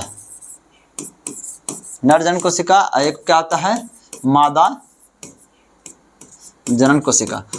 मतलब कि नर का वह कोशिका जो कि जनन में भाग लेता है, मादा का वह कोशिका जो कि जनन में भाग लेता है। तो जनन में नर का कौन सा भाग, कौन भाग लेता है, शुक्राणु लेता है। कौन भाग लेता है, शुक्राणु लेता है। और मादा में कौन भाग लेता है, अंडाणु लेता है। ये भी क्या एक तरह से कोशिका है। आपको बताए होंगे कि शुक्राणु जो होता है हमारे शरीर की सबसे छोटी कोशिका है और अंडाणु हमारे शरीर की सबसे बड़ी कोशिका है, और यह जनन कोशिका भी है। अब यही पूछ रहा है कि नर जनन कोशिका का उत्पादन कहाँ होता है, नर जनन कोशिका शुक्राणु जिसका उत्पादन कहाँ होता है, हमको बताए थे। ये जो वृषण जो होता है, किसमें इसका उत्पादन होता है, वृषण में। किसमें होता है, वृषण में। वृषण में उत्पादन होने के बाद यह परिपक्व कहाँ होता है, जाकर के अधिवृषण में। कहाँ होता है, अधिवृषण में। अधिवृषण में परिपक्व होने के बाद फिर यह कहाँ चला जाता है, ये चला शुक्रवाहिका में। कहाँ चला जाता है, शुक्रवाहिका में। शुक्रवाहिका से फिर कहाँ चला जाता है, यह यूरेथ्रा पार्ट में चला जाता है। किसमें, यूरेथ्रा में, या इसको पेनिस कह सकते हैं। पेनिस के सारे फिर क्या हो जाएगा, बाहर निकल जाएगा। राइट, देखिए शुक्राणु निर्माण यहाँ हुआ वृषण में, उसके बाद अधिवृषण में जाएगा, शुक्रवाहिका में जाएगा, शुक्राशय में जाएगा। उसके बाद ये क्या होगा, ये जो पार्ट जो है मूत्र मार्ग जो है, इसके द्वारा क्या होगा, बाहर निकल जाएगा। तो कहाँ होता है, यह वृषण में होता है। कहाँ होता है निर्माण इसका, शुक्राणु का निर्माण वृषण में होता है। अंडकोश, अंडकोश क्या कहते हैं, सुनिए ध्यान, वृषण को ही कहते हैं, ठीक है। चलिए, शुक्रवाहिका, शुक्रवाहिका किसको कहता है, जिसे शुक्राणु का निर्माण जो यहाँ हुआ था वृषण में, उसके बाद परिपक्व हुआ अधिवृषण में, उसके बाद जो होता है शुक्राशय के द्वारा ही जाता है। इसी को क्या कहते हैं, शुक्रवाहिका। शुक्रवाहिका मतलब क्या होता है, शुक्राणु को अधिवृषण से लेकर के कहाँ तक पहुँचाता है, मूत्र मार्ग तक पहुँचाता है। शुक्रवाहिका का लंबाई जो होता है लगभग 40 सेंटीमीटर होता है। लगभग कितना होता है, 40 सेंटीमीटर होता है। प्रोस्टेट, प्रोस्टेट के बारे में बताए थे। यह क्या करता है कि शुक्राणु जब यहाँ पहुँचता है, इससे गुजरता है, तो ये प्रोस्टेट क्या करता है, इसमें एक तो इसको पोषण देने का काम करता है, इसको सुरक्षा प्रदान करता है, इसको गति प्रदान करता है, ताकि शुक्राणु आगे की और इस और गति करे।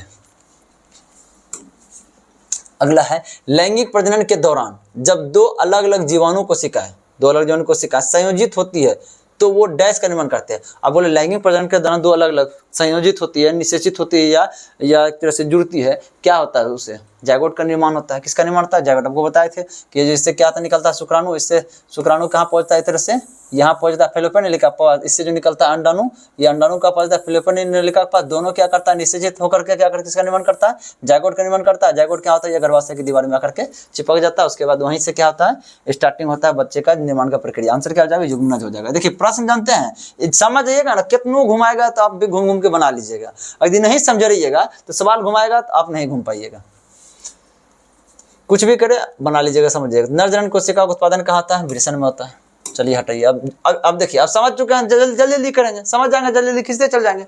परिपक्व शुक्राणु का उत्पादन कहाँ होता है? परिपक्व शुक्राणु का उत्पादन, देखिए परिपक्व तो होता है हम जानते हैं अधिवृषण में, लेकिन उत्पादन कहाँ होता है? वृषण में ही होता है ना। वृषण में क्या होता है? ये टेस्टिस जो होता है, इसमें किसका निर्माण होता है? इसका शुक्राणु का निर्माण होता है, इसमें शुक्राणु का निर्माण होता है, ठीक है। लेकिन इसका परिपक्व कहाँ होता है? परिपक्व होता है या एपिडर्मिस में, यानी अधिवृषण में ही परिपक्व होता है, ठीक है। वही पूछ रहा है कि परिपक्व शुक्राणु यानी परिपक्व हो गया अधिवृषण में, शुक्राणु का उत्पादन कहाँ होता है? उत्पादन तो हुआ था वृषण में ही। आंसर क्या हो जाएगा आपका? वृषण हो जाएगा। वाज डिफेंस, देखिए ध्यान से, वाज डिफेंस किसको कहते हैं? ये शुक्रवाहिका को कहते हैं। किसको कहते हैं? इसको शुक्रवाहिका को। ये शुक्रवाहिका क्या करता है? वृषण से जो क्या होता है शुक्राणु को लेकर के कहाँ तक जाता है? ये मूत्र मार्ग तक लेके जाता है। इसके बारे में जो प्रश्न पूछता है ये पूछता है। उसके बाद वाज डिफेंस का जो लंबाई कितना होता है? ये 40 सेंटीमीटर होता है। एक और चीज पूछेगा कि जो ना पुरुष नसबंदी में किस नस को काट करके उसको बांध दिया जाता है? यही वाज डिफेंस को काट करके बांध दिया जाता है, क्योंकि ये सुई को यदि काट के यहाँ से बांध देगा, शुक्राणु आगे जाएगा नहीं, शुक्राणु बाहर निकलेगा नहीं, वो मादा जननांग तक पहुंचेगा नहीं, तो निषेचन होगा कहाँ से? निषेचन के लिए शुक्राणु अंडाणु दोनों आना चाहिए। अब यहीं से इसका जो है ना रास्ता साफ कर दिए, यहीं से कहानी खत्म हो गया, उधर जाएगा ही नहीं, तो कहाँ से होगा निषेचन? कहाँ से नए बच्चे का निर्माण होगा? ठीक है। अंडकोश की थैली, देखिए अंडकोश हो गया, वृषण को कहते हैं अंडकोश, वृषण को क्या कहते हैं? अंडकोश। अब देखिए अंडकोश जिस थैली में रहेगा उसको अंडकोश की थैली कहेंगे, ठीक ना। अंडकोश की थैली हो गया। अंडकोश की थैली इसको पूरे शेप को कहते हैं। एक फिगर हम आपको तुरंत दिखाए थे, देखिए अंडकोश की थैली किसको कहते हैं?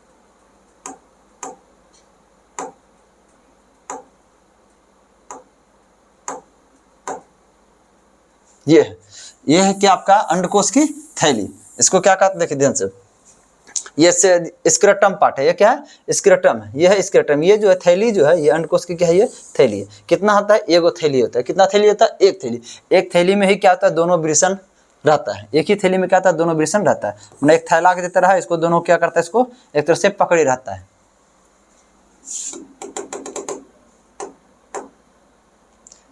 चलिए, नरजनन कोशिका का उत्पादन, अच्छा ये हो चुका है ना। हाँ, अंडकोश की थैली का प्रोस्टेट ग्रंथि के बारे में हम बता चुके हैं, बहुत बार रिपीट हो चुका है। देखिए पुरुष शुक्राणु में गुणसूत्रों की संख्या, पुरुष शुक्राणु क्या है? कोशिका है ना, लगभग जितना भी कोशिका है सभी कोशिका में गुणसूत्र की संख्या 46 होगा।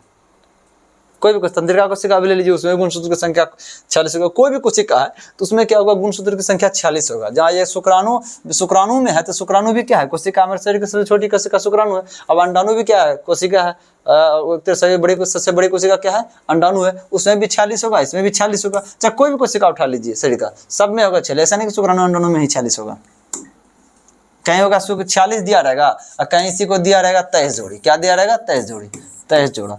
बहुत इसमें कंफ्यूजन होता है, 23 जोड़ा होता है, 46 होता है। गजब है। एक चप्पल खरीदे, अब देखो एक जोड़ा चप्पल खरीदोगे तो एक कहलाएगा, और चप्पल की संख्या कितना हो जाएगा? 2 कहलाएगा। इन नॉर्मल से चीज में सब कंफ्यूज होता है कि 23 होगा कि 46 होगा। 23 जोड़ा रहता है भाई, कुल 46 होगा, 23 गुना 2 कर दो। झूठ का कंफ्यूजन। पुरुष में कितने अंडकोश होते हैं? अंडकोश कितना होता है समझ ध्यान से। देखिए अंडकोश कितना, अंडकोश किसको कहते हैं? वृषण को। अंडकोश किसको कहते हैं? वृषण को। ये हो गया क्या आपका अंडकोश। ये क्या हो गया? अंडकोश। इसको किसको कहते हैं? वृषण को कहते हैं हम लोग अंडकोश, ठीक है। और ये जो स्क्रोटम पार्ट होता है, ये जो स्क्रोटम पार्ट है, ये पूरे को क्या कहते हैं हम लोग? अंडकोश की थैली। पूरे को क्या कहते हैं हम लोग? ये पूरे क्षेत्र को क्या कहते हैं? अंडकोश की थैली। इसको स्क्रोटम कहते हैं। स्क्रोटम मतलब क्या हुआ? अंडकोश की थैली। अंडकोश की थैली। एक अंडकोश की थैली में कितना अंडकोश होता है? 2 गो होता है। कितना होता है? 2 गो। एक ये हो गया, एक ये हो गया, और इसके ऊपर जो ये जो है ये क्या है? अधिवृषण है। ये क्या है? एपिडिडाइमिस है, अधिवृषण है। तो आंसर क्या हो जाएगा?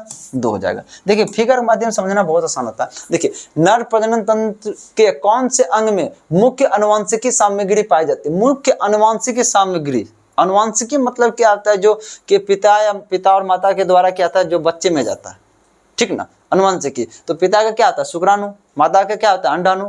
शुक्राणु क्या आता है, शुक्राणु से जो 23 गुणसूत्र होता है वो पिता देता है। अब शुक्राणु रहेगा तब ना 23 गुणसूत्र देगा। अब क्या चीज समझिए ध्यान से, होता है क्या चीज, जिससे देखिए नर जनन भाग जो होता है, एक मादा भाग जो होता है, ठीक ना, मादा जनन भाग जो होता है, समझिए ध्यान से, या इसको नर युग्मक बोलिए, या इसको नर युग्मक बोलिए, या इसको मादा युग्मक बोलिए। अब होता है क्या चीज, नर युग्मक में क्या पाया जाता है, शुक्राणु। क्या आता है नर युग्मक, किसको कहते हैं हम लोग, शुक्राणु को। मादा युग्मक किसको कहते हैं हम लोग, अंडाणु को, ठीक है, ओहो, अंडाणु को। अब नर युग्मक में कितना आता है, कुल मिला के कितना होता है, शुक्राणु में जो होता है गुणसूत्र कितना आता है, कोई भी कोशिका में 46 होता है, शुक्राणु में भी कितना आ जाएगा, 46 होता है।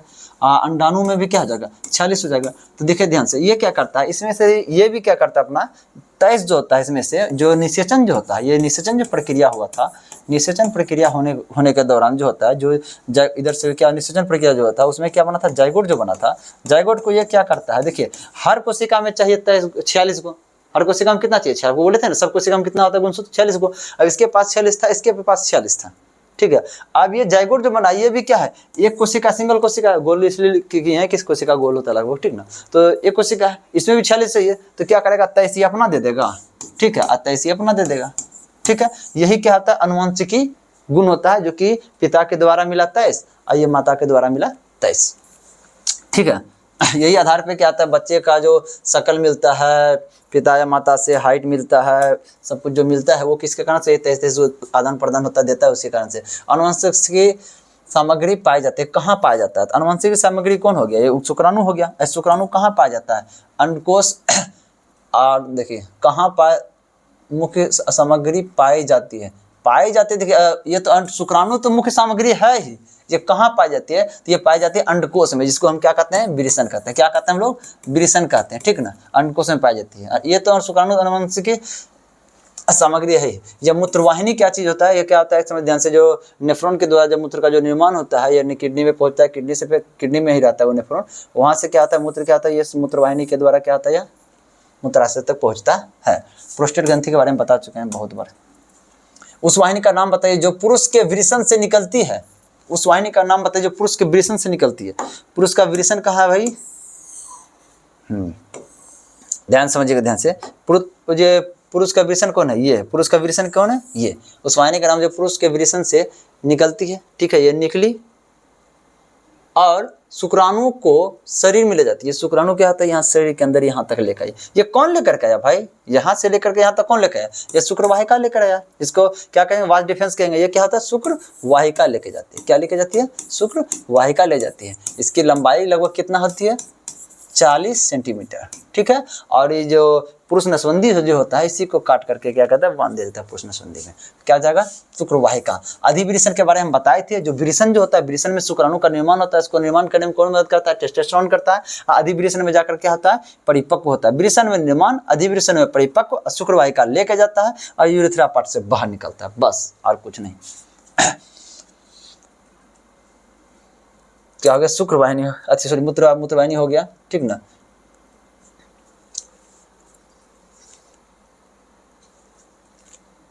चलिए, शुक्राणुओं का निर्माण डैश में होता है। शुक्राणुओं का निर्माण किस में होता है, देखिए बार बार एक ही चीज का रिपीट होते रहता है, एक ही चीज का रिपीट कंटिन्यू। तो ज्यादा शुक्राणु निर्माण डैश में होता है। क्या चीज में होता है, आपको बताया था, वृषण में होता है। ये वृषण कहाँ पाया जाता है, यानी वृषण को कहते हैं अंडकोश, या अंडकोश की थैली में पाया जाता है। मूत्रवाहिनी समझा चुका, प्रोस्टेट ग्रंथि से बार बार एक ही चीज कितना करे। वृषण में, पुरुषों में वृषण कोश शरीर के बाहर क्यों होता है, आपको बताए थे कि पुरुषों में जो वृषण जो होता है, ये वृषण शरीर से बाहर क्यों होता है। हम आपको बताए थे, जो शुक्राणु को निर्माण करने के लिए क्या होता है कि तापमान की आवश्यकता कम पड़ता है, शरीर के तापमान से कम। हम लोग का जो शरीर का जो तापमान जो होता है, ये कितना होता है, लगभग 37 डिग्री से, ठीक ना। इस तापमान में शुक्राणु का निर्माण नहीं हो सकेगा। इसलिए क्या किया जाता है, वृषण कोश जो होता है, वृषण को क्या कहता है, जो ना शरीर से क्या होता है, वो क्या होता है, वृषण अलग होता है। तो शुक्राणु के निर्माण के लिए कितना तापमान होना चाहिए, लगभग समझ लीजिए यहाँ से, लगभग समझिए 35.5 डिग्री, लगभग 35.5 डिग्री से के आसपास रहना चाहिए, या 35 डिग्री के आसपास रहना चाहिए। क्या है, शुक्राणु निर्माण के लिए समान शरीर के तापमान की तुलना में अधिक तापमान, उल्टे हो जाएगा, नहीं, अधिक तापमान नहीं चाहिए, उसको कम चाहिए। शुक्रवाहिका की उपस्थिति के कारण, नहीं, शुक्रवाहिका उससे क्या दिक्कत, शुक्रवाहिका तो लेके जाने वाला एक रास्ता है, उसको इससे कोई मतलब नहीं है। वो बाहर रहे या अंदर रहे। शुक्राणु निर्माण के लिए समान शरीर के तापमान की तुलना में कम तापमान कर सकता है। हाँ, ये बात है, कम तापमान चाहिए। ठीक है, हम लोग समान तापमान जो 37 है उससे कम चाहिए। पेट के भागों में पाए जाने वाले विशेष ऊतकों का, ऐसा सब कोई बात नहीं है। चलिए अगला प्रश्न है कि इसमें से कौन सा मनुष्यों में पुरुष प्रजनन अंग का एक हिस्सा, मतलब पुरुष प्रजनन अंग, देखिए पुरुष यौन अंग बोले, पुरुष प्रजनन अंग बोले या पुरुष जनन तंत्र बोले, ठीक ना, सब एक ही चीज है, बस ये समझिए ध्यान से। अब देखिए क्या चीज है कि प्रजनन अंग का एक हिस्सा है। पुरुष प्रजनन अंग कौन कौन है, हम आपको बताए थे, ध्यान समझिएगा। आपका ये सब पार्ट एक बार समझ लीजिए।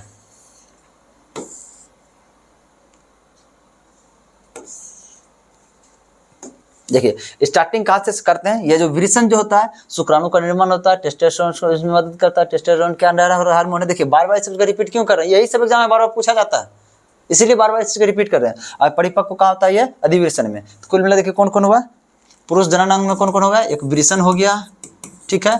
अब विरिसन के में जो अंडाणु शुक्राणु होता है वो कहाँ परिपक्व होता है, एक अधिविरसन हो गया, ठीक है। अब विरिसन और अधिविरसन कहाँ रहता है, या विरिसन किसी विरिसन कोष बोलिए, किसमें पाया जाता है, विरिसन कोष बोलिए या अंडकोश की थैली बोलिए, वहाँ पाया जाता है। फिर वहाँ से क्या हो जाता है, एक शुक्रवाहिका होती है, शुक्रवाहिका क्या करती है, शुक्राणु को कहाँ लेके जाती है, शुक्राशय की ओर, ठीक है, शुक्राशय की ओर लेके जाती है। और शुक्राशय से फिर क्या होता है, यह मूत्रमार्ग के द्वारा क्या होता है, बाहर निकल जाता है। अब देखिए नर भाग में कौन कौन सा पाया जा रहा है, विरिसन हो गया यानी शुक्राणु बना, परिपक्व कहाँ हुआ, अधिविरिसन में, इसको क्या कहते हैं यहाँ परिपक्व हो गया। परिपक्व होने के बाद किस में गया, शुक्रवाहिका से गया, कहाँ तक गया, शुक्राशय तक गया। सुनिए ये जो विरिसन और अधिविरिसन दोनों जो पाया जाता है, किसमें पाया जाता है, ये विरिसन कोष या अंडकोश की थैली में। उसके बाद देखिए ये शुक्राणु कहाँ, शुक्राणु को कौन लेकर जा रहा है, ये शुक्रवाहिका हो जाएगा।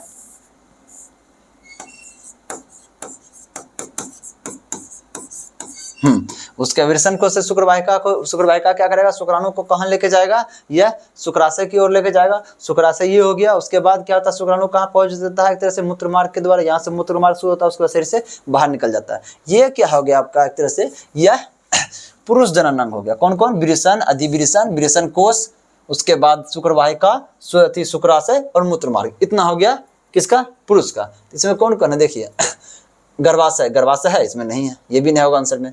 अंडाशय है इसमें, नहीं है।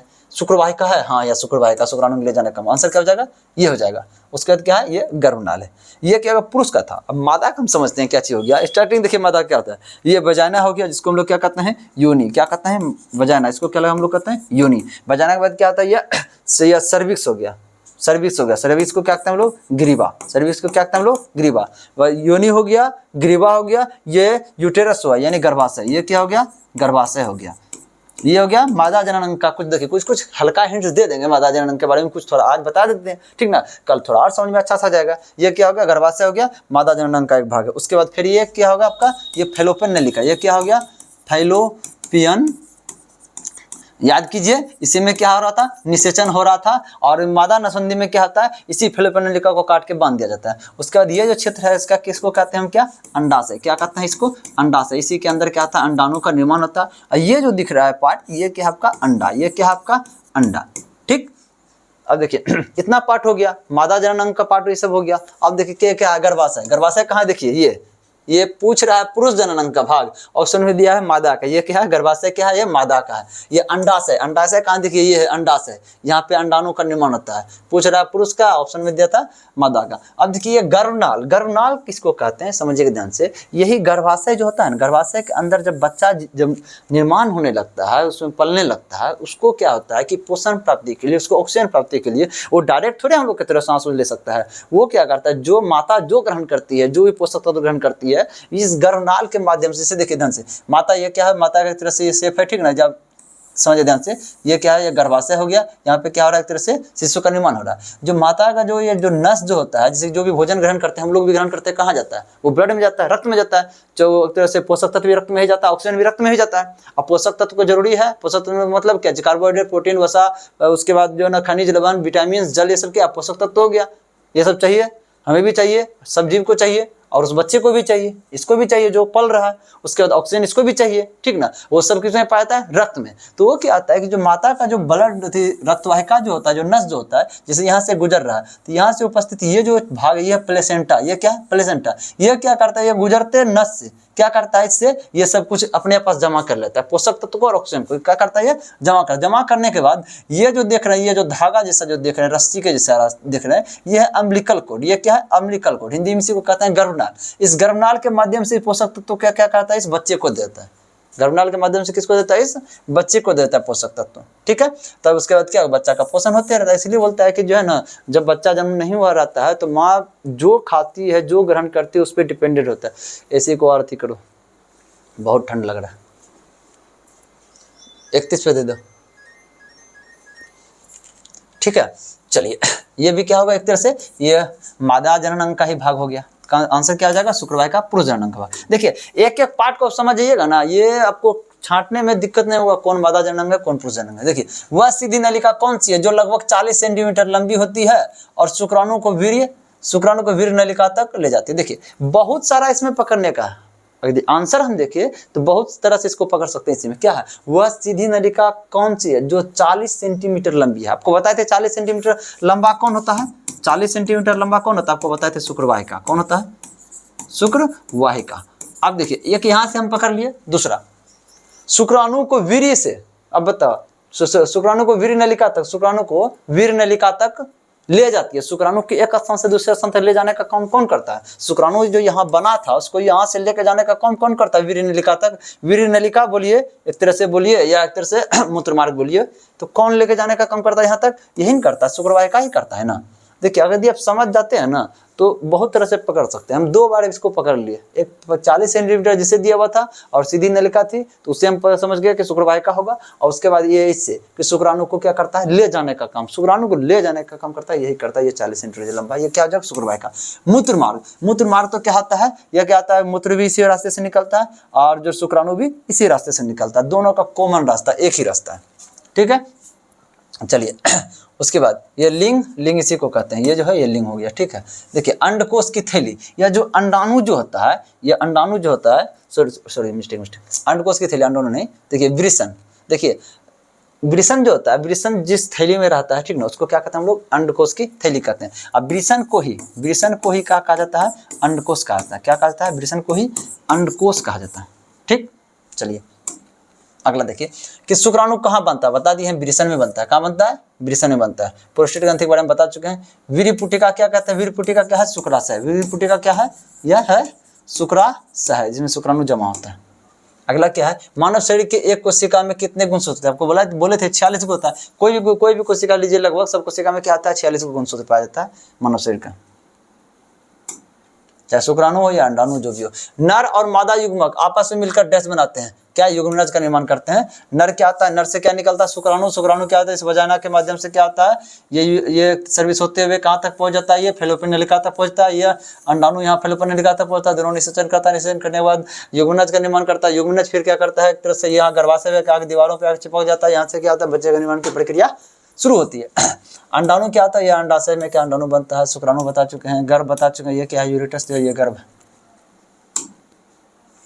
डैश के द्वारा शुक्राणु वृषण से बाहर निकलते हैं, शुक्रवाहिका के द्वारा शुक्राणु बाहर निकलते हैं, बता चुके हैं। मूत्रवाहिनी बता चुके हैं। अंडवाहिनी यही हुआ जो अंडाणु, देखिए अंडाणु जब निर्माण होता है, जैसे कि मादा में जो अंडाणु जो निर्माण होता है, ठीक ना, इस तरह से जो आता है,